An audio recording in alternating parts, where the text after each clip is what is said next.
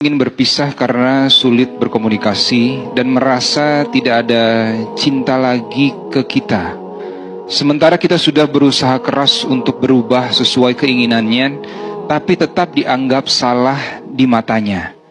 Memang di awal pernikahan kita sadar kalau kita keras, dan saat ini kita menyesali itu. Tapi setelah kita mulai sadar, pasangan sudah mati rasa.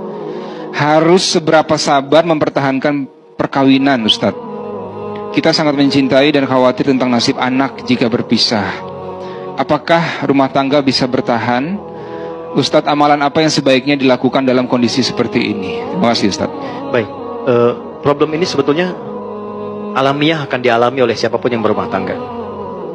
Saya ulangi ya, problem ini akan alamiah bagi siapapun yang merasa berumah tangga. Kenapa? Karena declare ayatnya pertama kali sudah mengatakan, engkau pasti menemukan kekurangan di pasanganmu. Itu poinnya. Tapi kadang kesadaran itu menjadi berkurang karena setan bermain dengan cukup indah di situ. Provokasinya terlalu banyak. Apa yang pertama kali setan tanamkan pada pasangan ketika melihat pasangannya kurang baik terlihat adalah sikap putus asa. Melihat keadaan itu sehingga menyimpulkan sudah tidak mungkin kemudian untuk berjalan bersama-sama dan rahmat Allah tidak turun lagi di situ. Itu problem. Maka bagaimana kemudian menguji itu semua? Ada dua timbangannya. Pertama, lihat baik-baik pada konteksnya. Satu, konteks perbedaan apa yang muncul di antara keduanya itu? Apakah sikap atau perbuatan maksiat? Gitu. Bedakan. Secara fikih nanti berbeda hukumnya. Misal, kalau sikapnya mengarah pada perbuatan maksiat. Dia nggak mau sholat, sering mabuk, ya, sering mengonsumsi hal yang dilarang dan sebagainya, berpengaruh buruk pada anak, pada ini dan sebagainya, dan bisa membawa. Dan sudah berulang kali diingatkan, diminta, dibawa, sulit dan sebagainya. Ya, mau direhab dan sebagainya, sulit misalnya dan seterusnya. Nah, sementara pengaruh-pengaruhnya tetap kuat dalam kehidupan keluarga dan bisa menjauhkan. Yang paling utama adalah ya dari ketaatan kepada Allah Subhanahu wa taala. Maka muncul skema nanti. Dan cara skemanya Quran surah keempat ayat 34 sampai 35. Puncaknya nanti di Quran surah ke-65-nya. Dengan namanya langsung. Ayat 34, ayat 35 memberikan jalan keluar. Satu, dari komunikasi fa'idhuhunna. Dua, wahjuruhunna fil madaji. Mengecek cintanya masih ada atau enggak. Pisah dulu. Dari pisah tempat tidur, pisah ruangan, sampai yang satu dulu ke rumah ibunya atau ke bapaknya. Untuk ngecek ada kepedulian enggak. Tanya enggak. Kan? Masih peduli enggak? Dan seterusnya. Enggak ada sama sekali, tetap larut dalam perbuatannya. Masuk yang kedua. Ayat 35. Fa'in khiftum syiqaqa bainihima fab'athu hakaman min ahlihi wa hakaman min ahliha. Kalau enggak bisa sendirian menyelesaikan, maka cari ruang kepada pihak yang ketiga. Pertama paling dekat keluarga, wali dulu. Kalau enggak ketemu, yang disepakati oleh keduanya, yang dipercaya. Ustadz siapa, teman siapa, si fulan. Yang memang pendapatnya bukan untuk dibagi, tapi memberikan kontribusi. Enggak ketemu di sini, masih belum berubah dari maksiatnya, naik ke sini puncaknya. Sudah dengan keluarga bertemu, nggak bisa berubah, nggak bisa apa, tetap jauh, tetap menjauhkan juga dari Allah, maka muncul yang terakhir. Skema tolak. Ditolak pun ada tahapan, nggak bisa langsung tolak. Kasih pelajaran pertama, suami menolak. Kalau nggak mau, muncul khulu, istri mengajukan. Kalau istri mengajukan, sifatnya fasah, dipisahkan oleh hakim. Ya, dipisahkan ini nggak seperti talak yang biasa. Kalau yang biasa, rujuk sekali, memperbaiki. Itu rujuk itu jangan dipandang rujuk, nggak begitu. Ya, 3 kali suci itu diberi jeda. Supaya berpikir. Jadi spirit tolak, awalnya bukan memisahkan, awalnya menyatukan. Sehingga diberi jeda. Coba 3 kali suci, berpikir enggak, berpikir enggak, berpikir enggak. Awalnya tolak itu turun untuk menyatukan, bukan memisahkan. Tapi ketika ini bengal tidak berubah, misalnya, tetap dalam konteks maksiatnya, maka muncullah perpisahan. Ya, itu pun masih mau dirujuk apa enggak? Kalau enggak, ya sudah. Kalau yang perempuannya nikah lagi, selesai. Kecuali ini selesai, nyambung lagi. Ini dalam konteks maksiat. Tapi dalam konteks perilaku yang bukan maksiat. Misal, karakter. Keras. Ya kan?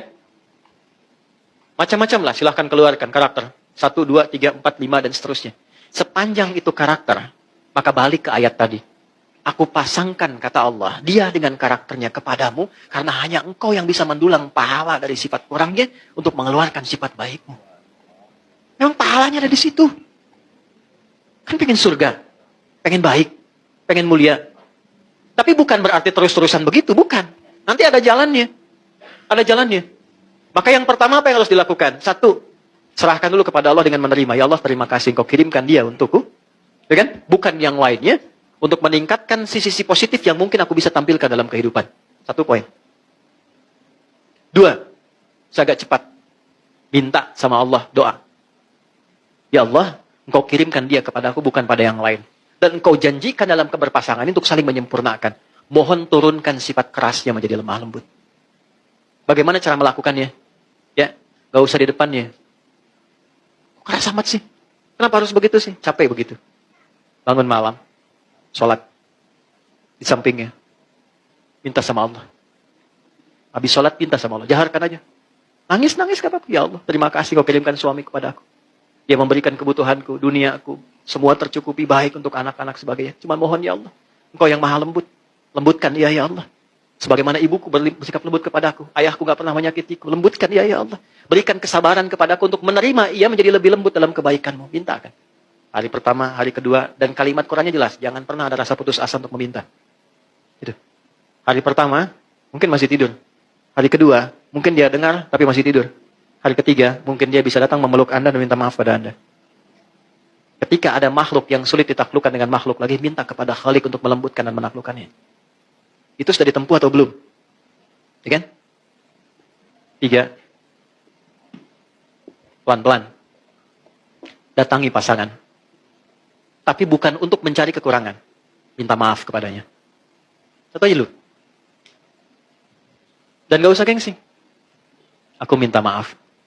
Kalau dengan semua apa yang aku berikan saat ini, belum bisa membuat engkau misalnya menjadi lebih baik, menjadi lebih nyaman dengan saya, menjadi lebih enak dengan saya minta maaf. Kalau saya belum sabar, belum baik, belum ini. Tolong tunjukkan saya bagaimana mesti bersikap. Minimal turunkan dulu tensinya. Setidaknya ada rasa maaf yang turun. Kalau sudah sedikit frekuensinya turun, lebih mudah untuk menatanya. 3, kalau belum bisa dilakukan, terakhir, ayat 35.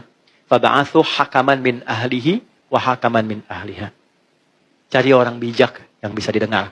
Kalau 1 dan 2 sudah tidak bisa saling mendengar satu dengan yang lain. Cari orang bijak untuk memberikan nasihat-nasihat terbaik.